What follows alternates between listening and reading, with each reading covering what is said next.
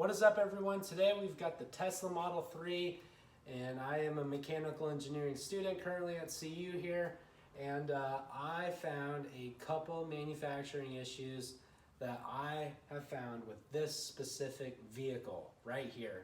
And so let's go ahead and take a look. All right, so first one looks like it's got like foil and tar sticking out. Maybe that's part of the battery or some sort of sealant.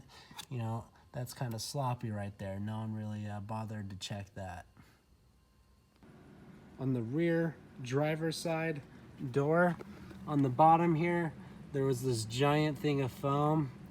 It was like hanging out down here. I just pulled it out a little bit just to get it so you can't really see it that bad, but you know, there definitely was foam just like hanging out right here, which was kind of funny. You can see that there's a little gap here in the trim piece, and that is because I popped this whole bottom trim piece back in. I had to push it all the way back out, or back in, because it was popping out. And so that definitely wasn't good. That was on the driver's side here.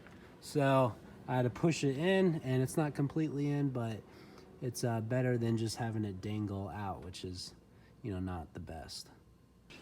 Now those are pretty small, but the really bad one is right here. You just push down on the floorboard and it's making like a can noise, and it's like popping up and down. Definitely doesn't sound good.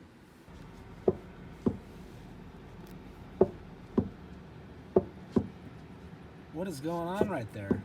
You don't even have to push that hard. Overall, though, I'm very impressed with the Tesla. You know, it's a really impressive thing to do this manufacturing and make an entire new car this quick. So I'm really impressed, and good job, Tesla.